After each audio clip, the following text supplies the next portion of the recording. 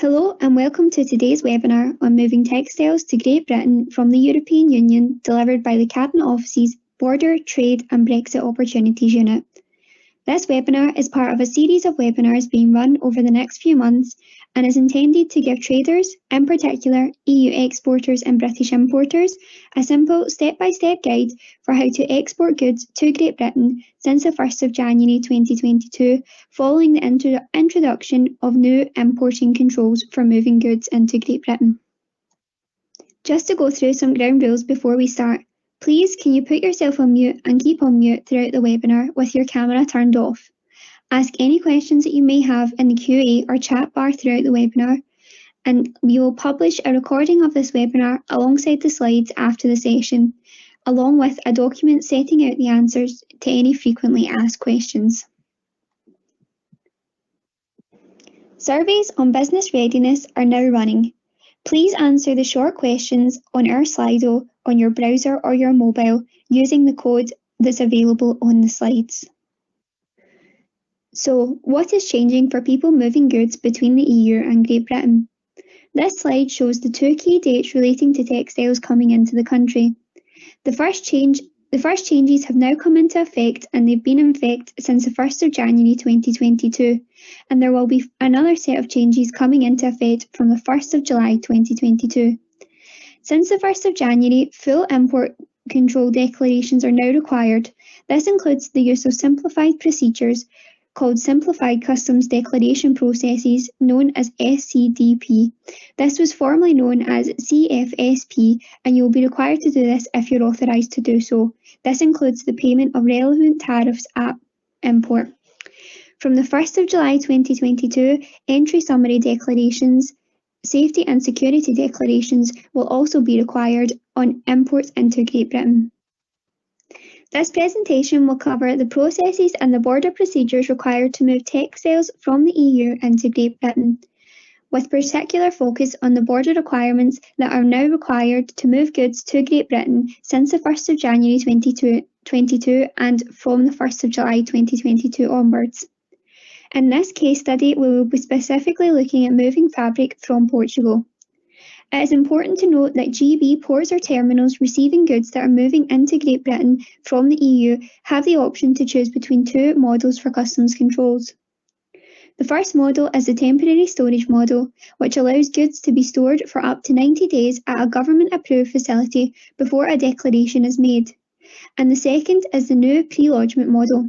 This was developed as an alternative for where border locations may not have the space or infrastructure to operate a temporary storage regime.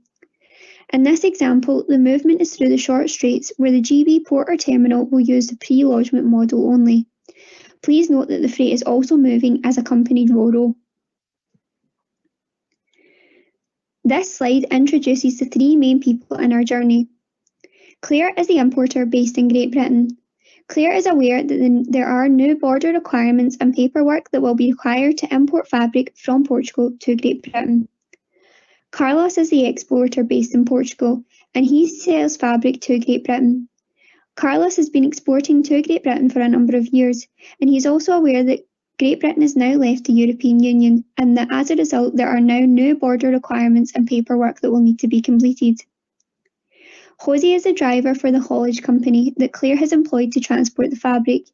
Jose and the haulage company are based in Portugal, and they will transport the fabric to Great Britain through the short straits, for example from Calais or Coquelles to Dover or Folkestone. In this example, we outline the changes that are now required from the 1st of January 2022 and highlight the final rule changes that will be required from the 1st of July 2022 onwards. This slide shows a quick summary of the journey, which highlights the new importing changes beginning in Portugal and finishing in Great Britain. Since the 1st of January 2022, Carlos will need to make an EU export declaration and ensure that the GB import declaration is made, along with the exit summary declaration. As the goods are being imported at a goods vehicle movement service location, Claire will need to ensure that the import declaration is pre-lodged. From the 1st of July 2022, Jose will enter GB and his firm will need to complete the entry summary declaration. Finally, when all these steps have been completed, Claire will then receive her fabric at her premises in Great Britain. So let's now move on to the step-by-step guide. Prior to the shipping of the goods, Carlos, the EU exporter, and Claire, the British importer, will need to agree the type of Incoterms that they will trade on. Incoterms are the rules which set out everyone's responsibilities when exporting and importing. You can click on the link provided in the slides for more information. In this example, Carlos will be responsible for and carry out the export procedures, and Claire will be responsible for and carry out the import procedures. Jose's haulage company is transporting the goods and will therefore be responsible for the safety and security declarations. This is an accompanied movement, which means that someone, in this case Jose, will stay with the goods all the way to Claire's premises in Great Britain. Also to stress, in this example, the goods are not moving under transit. A link for more information on movements using transit is available in the slide pack. If you decide to use a customs agent to move your goods for you, you will need to agree their roles and responsibilities prior to shipping the goods. Carlos needs to apply for an EU Economic Operators Registration and Identification Number. This is known as an EORI for short.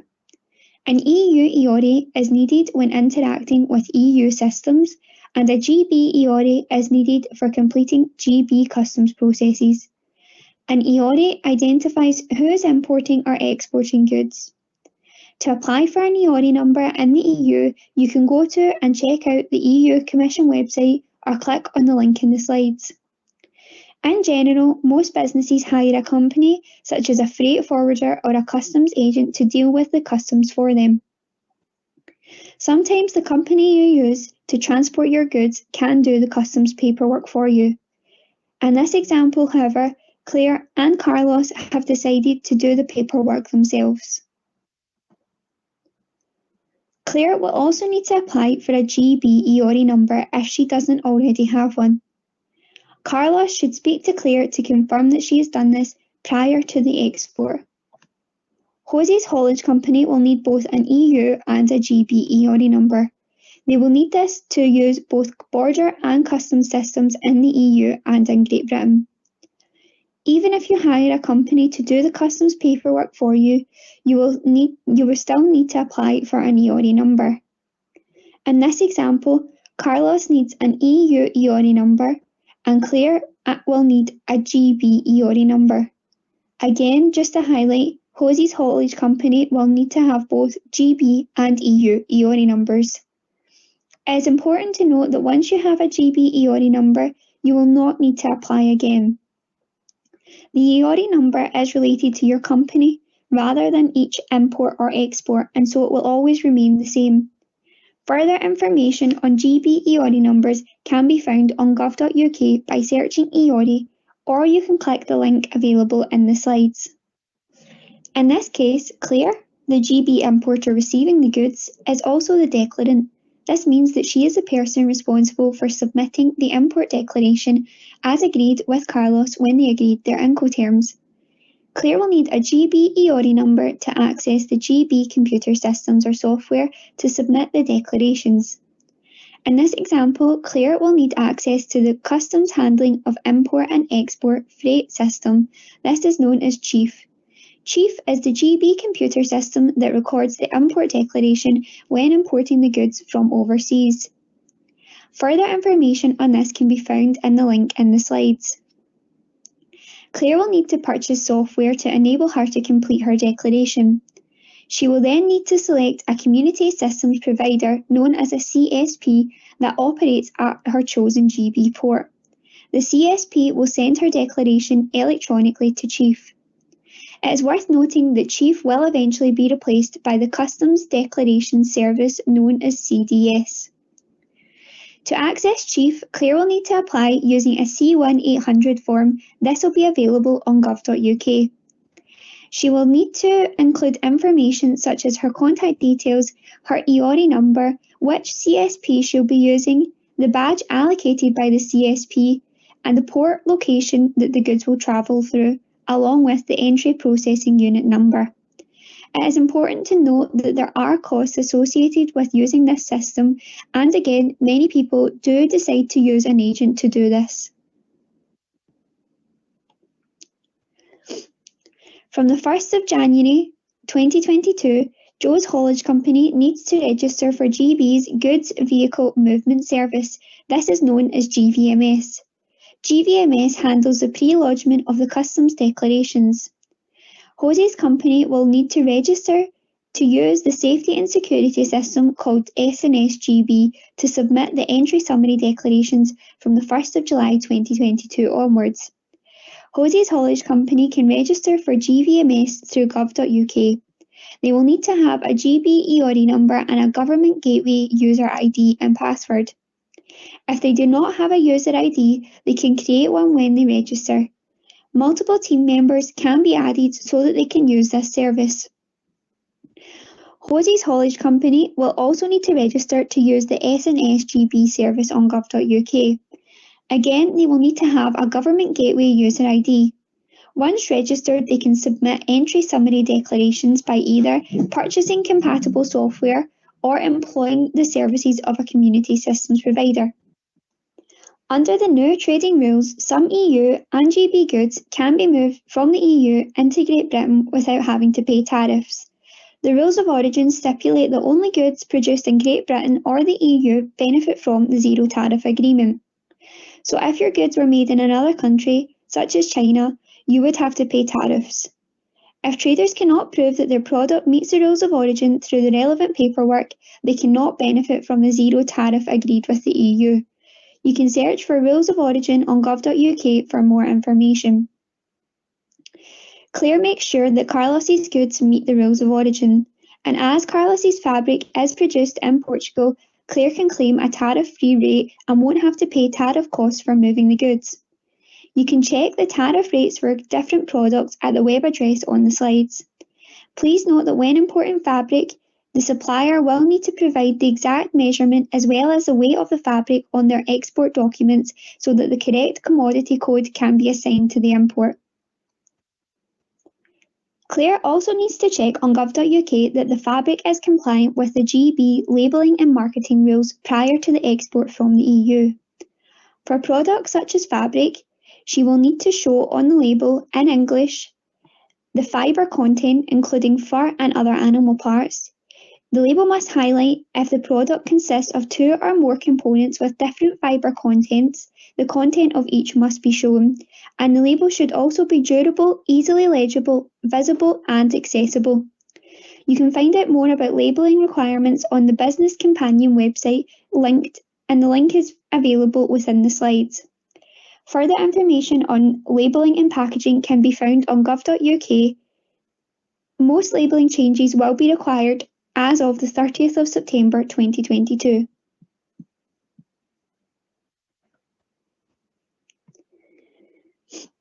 Carlos will need to submit a merged exit summary declaration and an export declaration to the Portuguese export system, STADA.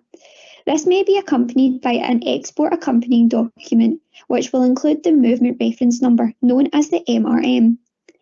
On the export declaration, Portugal will be shown as the country of export and France will be the country of exit from the European Union. Carlos lists France as the port of exit because that is where the goods will leave the EU. It is important that Carlos lodges his export declaration in Portugal, which is the country where he is based, rather than in France, which is the country of exit, because otherwise his business would need to be VAT registered in France to be able to complete the declaration. As Carlos has submitted a merged export and safety and security declaration and has an export accompanying document, a separate exit summary declaration will not need to be submitted on the member state's export control system. If a combined export declaration and safety and security declaration had not been submitted, a separate exit summary declaration would then be required. So we know that Carlos has submitted the export declaration. It is now time for Jose to collect the fabric from Carlos's premises in Portugal and take it to Great Britain. Hosey collects the goods and the haulage company ensures that he has the relevant documentation. Before Hosey sets off, he will need the movement reference number for the export declaration. If already available, he will need the movement reference number for Claire's import declaration in Great Britain. But please note the haulier does not have to have the reference for the import declaration before setting off from the exporter's premises, but it will be required before arriving at the port of departure. And since the 1st of October 2021, Hosey will now need to ensure that he travels with his passport, as Great Britain will no longer accept EU, EEA national identity cards, unless the haulier has settled or pre-settled status under the EU settlement scheme. Before the goods arrive in Great Britain, Claire needs to submit the GB import documentation. Claire has bought a software application, an API, which interfaces with Chief so that she can submit the import declaration. She will need to include the following information: the customs procedure code, the commodity code, the declaration unique consignment reference, which is the main reference number which links the declaration in the Chief system or the Customs Declaration Service. She will also need to provide information such as the departure point and destination, the type, amount and packaging of the goods, the transport methods and costs, the currencies and valuation methods, and also the certificates and licenses. When Claire submits her import declaration, this produces a movement reference number, which she then gives to Hosey. Hosey's firm will need to input the movement reference number and the safety and security entry summary declaration into the goods movement reference in preparation for the movement within GVMS. The GMR will then need to be presented as part of the check-in at the border. There is further information on GVMS in the later slides. As the movement is to a GB port or terminal using the pre-lodgement model, Claire must pre-lodge her import declaration to move the goods into Great Britain before Hosey moves the goods to Great Britain. All goods entering Great Britain will need to meet safety and security requirements from the 1st of July 2022 onwards. Carriers have the legal responsibility to ensure that the GB Customs Authority is provided with the safety and security pre-arrival information. This includes the entry summary declaration for consignments being imported into GB. The carrier is defined as the operator of the active means of transport. So for accompanied freight, the haulier will be responsible for submitting the entry summary declaration, and for unaccompanied freight, the ferry operator will be responsible. In this case study, because the goods are accompanied, it is the haulage company's responsibility to ensure that the safety and security declarations are submitted. So Hosey's firm will submit an entry summary declaration in the new IT system SNS GB. This will be required from the 1st of July 2022 onwards. The entry summary declaration must be submitted at the earliest of either the minimum timing required, so at least 1 hour before the arrival in Great Britain for journeys using Eurotunnel, or at least 2 hours before arrival in Great Britain for short sea journeys, or it must be submitted before the check-in closes. Hosey's firm can submit the declaration themselves, or they can find a third party to do this for them. Further information on using SNS GB can be found on gov.uk or by clicking the link available in the slides. Also, please note an entry summary declaration is required at consignment level for all goods imported into Great Britain. So now the goods have left Portugal and are moving through France to the port or terminal. From the 1st of January 2022, Hosey's firm will use GVMS, the Goods Vehicle Movement Service, to input the import documentation, the GMR. This will include the UK import declaration and the entry summary declaration. Please note that as this movement is to a GB port or terminal using the pre-lodgement model, Claire must pre-lodge her import declaration to move the goods into GB before Hosey moves the goods to GB, as per the previous slides. As the goods move through the EU, Josie's firm will use the GVMS online system to create a goods movement reference known as a GMR. To do this, they will enter the movement reference number for the GB import declaration, the entry summary declaration, and will update the GMR with the intended vehicle and crossing detail. This is all done in real time so that if anything changes on the journey, the systems are kept up to date. The GMR links all of the declaration references and proves that all the necessary declarations have been pre-lodged. Jose drives from Portugal to the port or terminal in France. He scans the export documentation at the French border. If Jose is carrying several consignments, so products from other customers as well as Carlos or Claire, he may choose to use the envelope function on the French Customs website to scan the movement reference numbers for the export accompanying documents from all the consignments that he is carrying. These movement reference numbers can then be linked together into a logistics envelope and paired with the number plate of the truck, which is scanned before Jose boards the ferry or the shuttle. Using the envelope function is not compulsory, but it allows Jose to scan one barcode at the border rather than several movement reference numbers. Further information on this will be available on the link within the slides. Jose provides the goods movement reference to the carrier, so the ferry or tunnel operator, on arrival in order to check that it is valid and correct.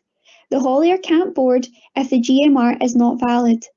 Depending on the carrier's terms and conditions, the driver or haulier might be asked to present the GMR in the following ways: by entering the GMR during the carrier's booking process, by presenting the GMR barcode for scanning at check-in, or by presenting a GMR at check-in, for example, telling the carrier the GMR number. The GMR includes Jose's vehicle details. If goods require inspection, GVMS will return a held status. This message can be communicated to Jose through various means, such as displaying the information on board the ferry or train, or the driver can check the status by inputting into a web page or by typing the vehicle's license plate into an app. Please note that when the truck embarks on the shuttle or ferry, i.e. reaches the point of no return, the export declaration is discharged. This will communicate with the French system SI Brexit to confirm that the shuttle or ferry has departed. When the ferry or shuttle leaves, the Office of Exit in France will notify the Office of Export in Portugal that the goods have left the EU via the EU's export control system. Jose has now entered GB. He may be stopped for customs checks. As outlined earlier, if the consignment is subjected to documentary or inspection, then Jose will be notified via GVMS. Jose can now drive to Claire's premises and deposit the goods. Jose now makes his way to Claire's premises in GB. He will then deliver the goods. As we explained earlier, Claire must alert authorities that her fabric is coming into Great Britain by pre-lodging her import declaration via Chief. Claire does not need to pay any customs charges for her delivery of fabric. Jose has now delivered the goods successfully to Claire at her premises in Great Britain. Jose does not need to take any further action. As Claire has received the fabric, she can now make any updates to Chief that are necessary. For example, if the time of import changes compared to the pre-notification that she had previously submitted. The declaration must be updated to arrived by the end of the working day following the date on which the goods arrived in Great Britain. Since the 1st of January 2022, Claire may find simplified declarations useful for making import declarations. To use them, her GB EORI will need to be approved for the Simplified Customs Declaration process. This is known as SCDP. Or Claire could appoint an agent that is authorised before the goods are imported into Great Britain. Claire would make a simplified frontier declaration or an entry into declarant's records at the time the goods are imported, and following this she will submit a supplementary declaration by the 4th working day of the month following the date of import.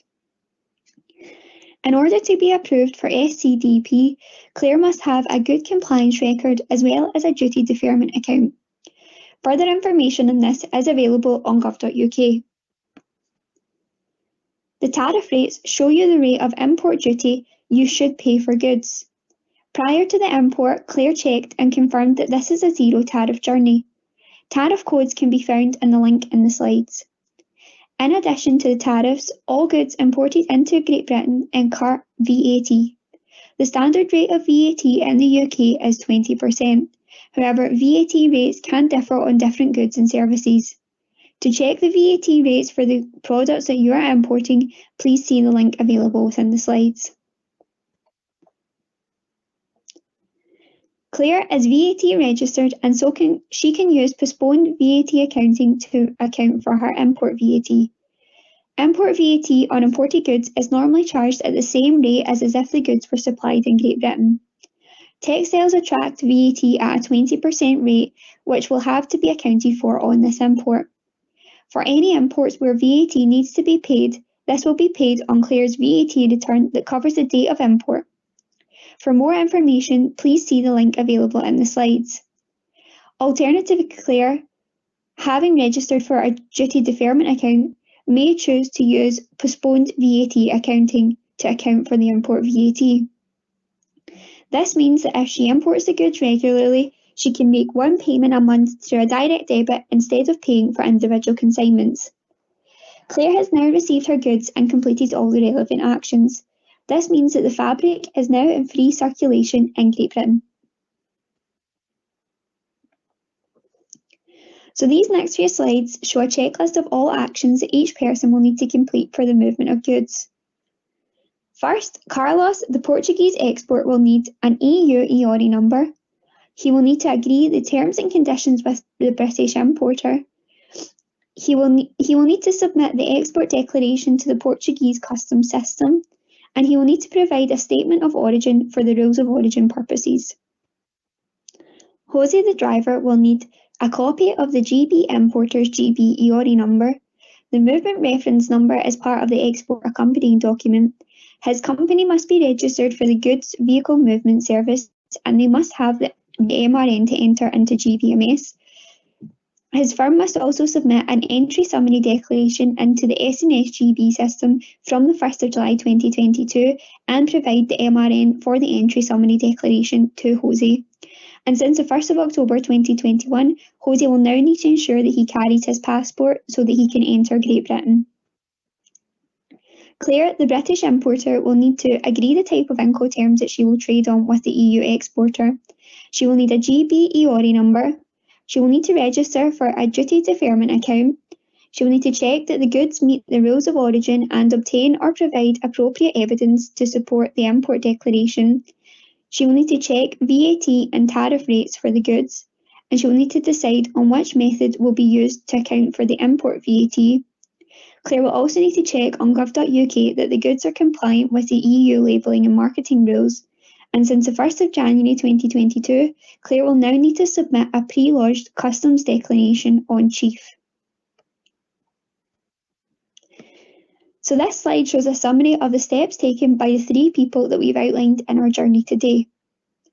Carlos, the Portuguese exporter, will complete the merged exit summary declaration and the export declaration through the Portuguese export system STADA. Please note that Carlos could use a Portuguese customs agent to help him complete the paperwork, so he wouldn't have to complete this by himself. Jose, the driver, has the movement reference numbers for both the export and the import declarations. Jose will drive the fabric through Portugal to France. From the 1st of July 2022, Jose's firm will need to complete the entry summary declaration for the goods entering GB.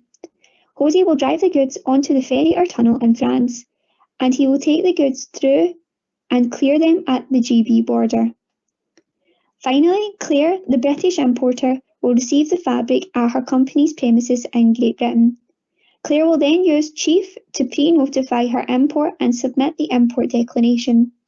Claire will also have input the arrival of the goods on Chief no later than the end of the working day following the goods arriving in Great Britain. Please note again that Claire could use a British customs agent to help her complete this paperwork. So this slide contains a list of useful links for you to use to get more information about what you need to do to be ready for the new border control changes. As we mentioned at the beginning of the presentation, we will be publishing the slides for you to read through and check the links at your own convenience. So thank you for listening to today's presentation.